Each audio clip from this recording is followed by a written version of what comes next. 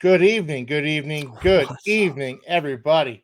We are back with another Phins forecast show. Tonight we're going to be talking about, we're going to stick on the top of the offensive line. We're going to be talking about the center position for the Dolphins. To be more specific, Aaron Brewer. But I'm going to first introduce my co-host for tonight. Josh, how you doing tonight, man? What's up, buds? How we going? How we doing? We're live, man. We're talking about offensive line. We're talking about the big uglies. We're talking about Aaron motherfucking Brewer today. I am so Yes. excited. I cannot wait to dive in. I can't wait to hear what you guys have to say about him. Yeah, me neither. This is, we'll get into him, but he's a guy that I was pleasantly surprised with last year. I didn't really know what to expect, and expectations are even higher going into this year. Taylor, how you doing tonight, man? Man, I'm doing fantastic. I'm excited to talk about Aaron Brewer as well. He's a guy who, whenever Miami signed him, there was a lot of divisiveness. I think it's the best way That's a to put good it. word. That's a good word. Yeah, Because Connor Williams, he was there for 2 years. He was a beloved player among the fan base, and getting an undersized center who a lot of Titan fans weren't that happy about didn't really quell a lot of the concerns people had about the offensive line. But here we are, now in the 2025 offseason going, Aaron Brewer is one of the best players on this offensive line. And one of the better saying centers in the league, right? Yeah. I mean, in my opinion, I think he should have been a Pro Bowler last year. yeah. All right. Well, No with all that said, let's get into it. Aaron Brewer signed with the Dolphins last year. He was an undrafted free agent of the Tennessee Titans back in 2020, I believe. And he made their roster right out of training camp, which I think is a testament to him, especially because, like you said, Taylor, he is undersized. When he got to the Dolphins, he was like 285 pounds soaking wet, really. And that's, this isn't the 1970s, like 285 pounds. That is tiny for an offensive lineman nowadays. That was tiny back in the 90s. But today it's just kind of unheard of. So when the Dolphins signed a 285-pound player to be their next starting center, eyebrows were raised, and I think everybody was right to raise their eyebrows. Everybody was right to be skeptical about this one. And Aaron Brewer, to his credit, and I guess he's been doing this his entire career. He proved the doubters wrong. He proved the haters wrong. And I was one of the doubters. I was one of the haters. I was one of the people saying, 285 pounds, how are you supposed to hold up against a stout defensive tackle at 285 The answer pounds? is pretty well. Yeah, the answer is pretty well. And also, more importantly, in my opinion, he proved to be a perfect scheme fit for what Mike McDaniel wants to do in the running game, which he wants more mobile, more nimble offensive linemen to pull to execute Get to the second level. Yeah, to get to the second level, to execute what he wants to do running the football. And I think Aaron Brewer was the perfect embodiment of that. So this is also, we're talking about a perfect scheme fit. We're talking about a perfect just fit along this offensive line in general with Aaron Brewer. Josh, tell us more about it. Yeah, I mean, look, you touched on some of the key points here, right? I mean, out of Texas State in 2020, he was undrafted, right? And he signed with the Tennessee Titans, where he played a handful of seasons. And then we signed him in 2024, right? So, I mean, he's been here a year. We alluded to it at the top of the show. I mean, the dude crushed it. I mean, there's no other way of saying it, right? I mean, talk about a player coming into a position where, I mean, this is an arbitrary percentage, close to 80% of the fan base, which I know, hey, shocker, didn't like the player that we signed. And he shut us all up. I was excited for him because I liked the fact that he was fast. He was shifty. He could anchor well, even for his size. He was a technician with his hand placement, right? Going back to his last season in Tennessee, he was phenomenal. And to your point, Keith, he was a perfect scheme fit. He wasn't big, slow, kind of that, boulder of a human being, right? The offensive line's version of the 480-pound nose tackle, right? Yeah. The guy looks like a linebacker, right? Yeah. But he's fast. He worked at his craft. He learned how to properly snap the ball, and he was consistent. And that is a word that you will hear us use over and over ad nauseum. about this offensive line going into next season. We need consistency. And this man was a pillar of it in his first season. We signed him to a 3-year, $21 million deal last season, right? I think that is very, very good value for what he's proved, on tape last season. Now he just has to continue. His 2025 cap hit is $6.9 million. That's a rough estimate. I don't do too many decimals, right? Call it 6.9. And in 2024, he was an anchor on the line. He played in 17 games and he started all 17, right? Yeah. Going back, so for those, I should have started with this. For those of you that haven't watched the show before, in all of these position room segments, what we do is once we do the overview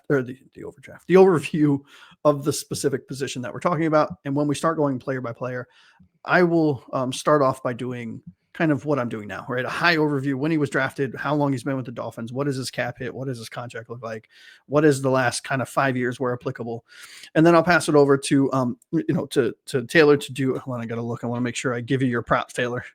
2024 injuries, kind of snaps played, penalties, sacks allowed, all the fun kind of minute details that identify how a player did right last season. And then we'll pass it over to Keith to start the conversation of the larger, the group conversation, if you will.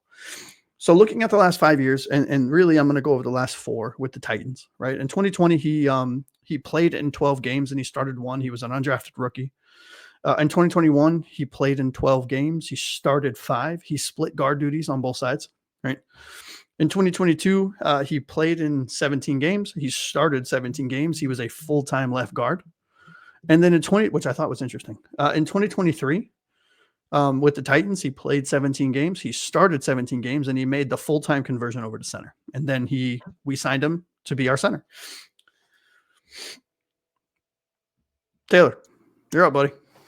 All right. So, Josh, you kind of hit nail on the head when it comes to Aaron Brewer, because you said he played all 17 games. He was really the Iron Man of this offensive line.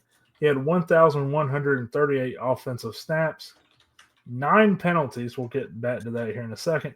2 sacks allowed, 1 hit allowed, 14 total pressures.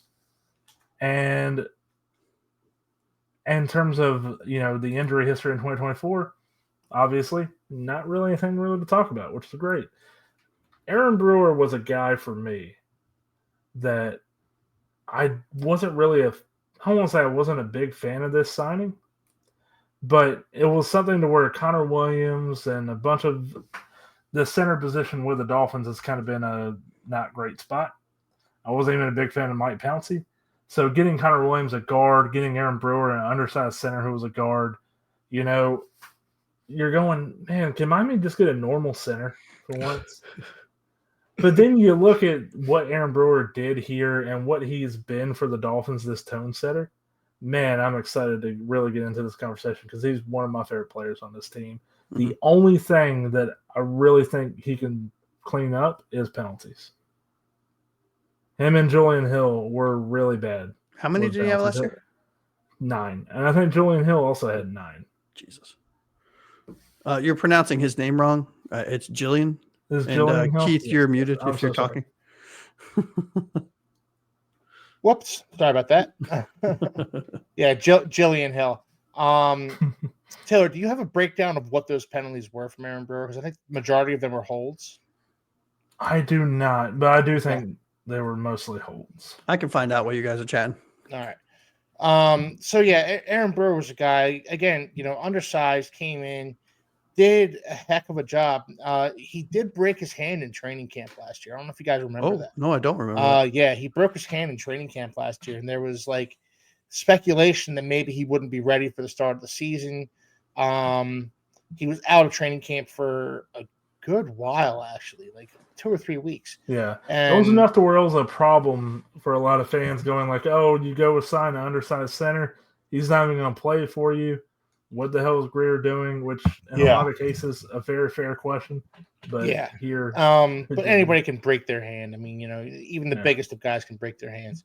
I don't really hold that against him. I don't hold his size against him either. I mean, some guys just can't. They don't have the frame to be 330 pounds, a la Jonas Savaianaya. They don't have the frame to be 350 pounds, a la Patrick Paul. Some guys 285, that's their limit, and that's kind of where Aaron Brewer is at. That's his happy place. That's where he plays the best. Look, I'm cool with it. I think he was a nasty blocker in the middle of the Dolphins' offensive line. The center is kind of the captain of the offensive line too, the tone setter. He calls all the protections at the line. I thought he did a great job of all that. The only reservations I have with Aaron Brewer moving forward are going to be his durability, because again, I know this is something we talk a lot about with Aaron Brewer. I've already talked about it ad nauseum. Is 285 pounds. That is not a lot of weight to sustain yourself in the NFL. So I worry about how he's going to hold up over the long haul. I worry about how he's going to hold up as the season goes on. Because I do think his play dipped a little bit as the season went on. I don't know how you guys feel about that, but I think, you saw a little more holds. You saw a little more, as the season went on, I think his play went down a little bit. Well, I will say, not to defend it. I disagree a little bit. Yeah. Okay. I mean, he had 3. Well, sorry. Jesus, I can do math. No, I was right. Hey, look at me. I can count. He had 3 straight seasons of starting and playing 17 games, right? Which is great. Shows durability. And I think he was actually, his play was directly affected by the fact that we started, and this is an arbitrary made up number, like 20 something different variations of the offensive line last year around him, right? Including Austin Jackson being injured, which I think that was a huge thing, not just for the run game, but considering the play style of Aaron Brewer and Austin Jackson, you lose one of the Basham brothers there. Like you're now looking at it like, oh man, he's kind of having to make up for it. Yeah, and I think what I do agree with you, Keith, is I think he needs to learn not to try to overcompensate, right? Because I think that's where some of his penalties and issues stemmed from him assuming, and admittedly rightfully so, that the person to my right or left is going to screw up because his name rhymes with E.M. Eichenberg, and he was oversetting, right? Or he was playing too fast. Yeah. So he wasn't getting his proper hand placement. He wasn't using his technique, and he wasn't properly anchoring. Right. That's a great point, Josh. That's a great point. That can't be undervalued. That maybe with more competent guard play, maybe his penalties go down a little bit. And I'm sure they do. Yeah. I mean, again, some of them were just bad plays, right? I mean, they call a spade, but I do think that, of all of the players on our offensive line, he's the one, ironically enough, because which is a juxtaposition of what common thought process is. He's a lighter center playing against nose tackles that are, have 100 pounds on them in some cases. Yeah. He's played 17 games and started 17 games 3 straight seasons, right? And he hasn't gained weight or lost weight. I mean, he's been the same weight, he's been the same size. So, it'll be interesting to see, because I do think there is a point to be made there, to your point, Keith, that should he put on more weight? And if he does, will that sacrifice his what he's known for, which is his speed? Right. Again, it also depends. I do think, and this is more of not a now conversation, but how does the offensive scheming and game planning shift and change and hopefully evolve? Right. Because that also might dictate, well, do we really need him to be fast and get to the second levels often? How are we scheming these plays, these run plays? How are we, scheming for him to when he's doing certain things? So can he put on more weight? Well, to be clear, Josh, I'm not actually a proponent for him to put on more weight. Because I think he's actually playing at the weight he was supposed to be playing at. Again, I don't know that he has the frame to comfortably and effectively support 305 pounds, say. I don't know that that's I don't know that we're going to see Aaron Brewer at his best if he's 385 pounds. I just don't think that that's the player that he is. But again, his size does concern me.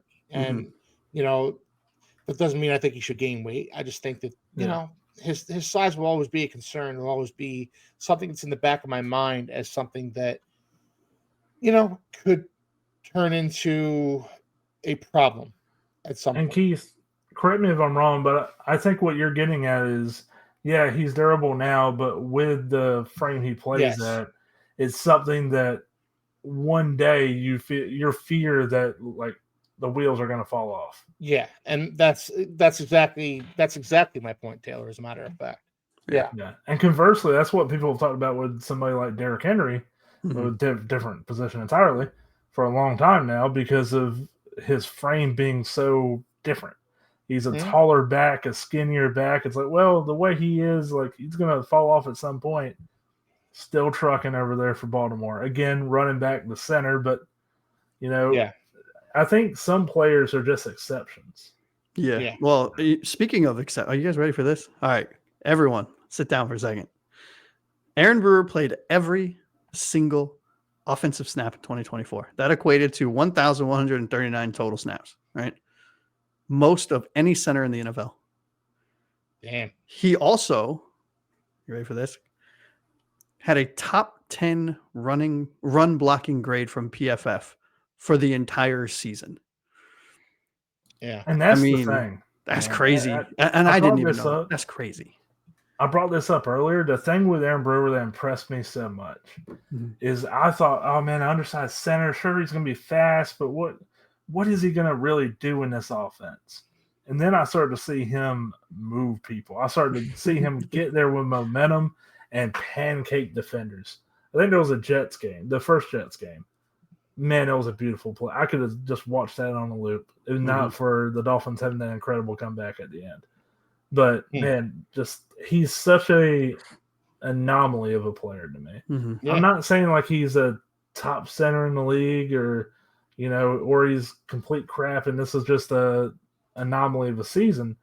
It's just he's such a fun player to watch at the same time because you're sitting there going, how are you doing this at the weight you're at? It's the same thing I said when I was watching like Willie Lampkin from North Carolina this year for the draft. You're just watching him and you're awestruck at it because you're like, you shouldn't be doing this. Like, how are you this good? Yeah. Absolutely. Absolutely. And anomaly is the correct word to describe Aaron Brewer, I think, Taylor. I think that's the most apt term I've heard yet because you can't really account for what this guy does in the field at his size. But again, he did a really nice job for the Dolphins last year. He was a top, according to Josh, he was a top 10 run blocker last year. And his pass blocking, yeah, he's going to need some help there at times. But you know what? I think he was adequate enough at that to stick and he was good enough at it with his run blocking that you can kind of excuse his pass blocking every now and then. Do you guys have anything else you'd like to talk about with Aaron Brewer though? So I'd be curious to see where you guys have him. Just again, these are all, I don't want to say arbitrary numbers, but just in your own head. Like when you hear the word Aaron Brewer, there are 32 starting centers in the NFL. Where is he for you? Right? Just not overthink it, right? We're not gonna look at stats and actually rank them, but just in your mind, when you hear Miami Dolphins center, Aaron Brewer, where in your head does he rank? 9, 10, 11, somewhere around there. Yeah, where Austin Jackson is more middle of the road, serviceable tackle to me. Aaron Brewer is probably a top 10 center, but also that's because of the position. There's especially with the offensive line just in general, there is a drop off at a certain point. Yeah. And Aaron Brewer definitely isn't one of those middle of the pack, below average centers. He's way better than that. I'll say that. But yeah. Yeah, I have him ranked in the top 7. Okay. Yeah. That's fair. I mean, fluctuates. Before we go to talking about his contract, signed in 2024, 3-year deal, was it up to $21 million, Josh? Yeah, $21 million. Yep. So 6.9 is his cap hit this year. This is talking way too long down the road, but considering something like the Jonnu Smith situation and people going, why don't you sign Jonnu Smith? Just pay him. It's because you're looking at players too, like Zach Sealer and Aaron Brewer, and you're going, well, we got to be able to pay these players too. Austin Jackson. And what if, this is more down the road too, Patrick Paul ends up panning out. Like, you're going to have to pay some of these players. Devon Achane, I'm sorry, that's a way more relevant one, I think, than Patrick Paul. But you're going to have to find a way to pay these players. And this isn't to sit here and go like, oh, don't pay Johnny Smith. But I think it's Just from this box. relevant part. Well, it's something that the Dolphins front office has to weigh every time a guy like John Yeah, that's Smith. what I'm saying. Every time a guy like John Smith says, I outperformed my contract, I want to raise, the Dolphins front office has to then look at the guys in-house who they want to re-sign. Yeah. I'm sure they would have loved to have re-signed Robert Hunt, but they signed Tyreek Hill and Bradley Chubb.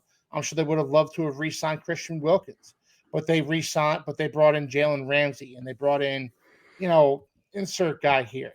So I think what the Dolphins front office is doing right now with Jonnu Smith is they're saying, okay, well, Aaron Brewer is not going to be here much longer. Austin Jackson's not going to be here much longer unless we re-sign these guys.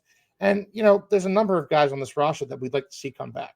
Mm-hmm. And if that means we have to let go of a 30-year-old tight end in order to bring back a young, up-and-coming center, that might be a sacrifice that we're going to have to make. Or re-upping, I don't know, our best defensive player. I don't know. Yeah. Or our second best defensive player in linebacker. Exactly. Right? And only that, what I mentioned and why I brought this up is like it's way too long down the road. Like he just signed in 2024, but this is something if you're the GM you are looking at for the future. Yeah. And you are sitting there going like, yeah, we can't really commit to Aaron Brewer right now because of 1 year. Like, yeah, he played well, but so did Jonnu. Like, what if they end up pulling a David Long, who had an exceptional first year with the Dolphins? And the second year, I've never seen anything like it. I've never seen that kind of fall off Just in my life. Fell off. But don't forget, he signed a 3-year deal last year. That doesn't mean we don't have to worry about signing him until that. I mean, we're going to have to start talking to him next season, assuming he crushes. Let's say he replicates last season this year. Yeah. He's going to want a new contract at the end of the season. Yes, he will. I mean, there's no question about it. And the Dolphins are going to have to talk to his representatives about that. Yeah, and just before I don't know if we're wrapping up, but I just pulled up top 10 centers from 2024 by PFF rank. Okay. Eric McCoy for New Orleans, Creed Humphrey for Kansas City, Frank Ragnow, Detroit, Tyler Lindenbaum at number 4 for Baltimore, Zach Frazier for Pitt, Drew Dolman for Chicago, and guess who comes in at number 7? Our boy, Aaron Brewer. All right, we're going to end it on that. Guys, what do you think about Aaron Brewer? Please let us know in the comments. If you like what you saw tonight, please like, subscribe. Again, leave comments. Tell us what you think about Aaron Brewer. Tell us what you think the Dolphins should do with Aaron Brewer moving forward. Is his weight a concern for you? Is it as much of a concern for you as it is for me, apparently? So please let us know. And we will see you guys next time on the Phins Forecast.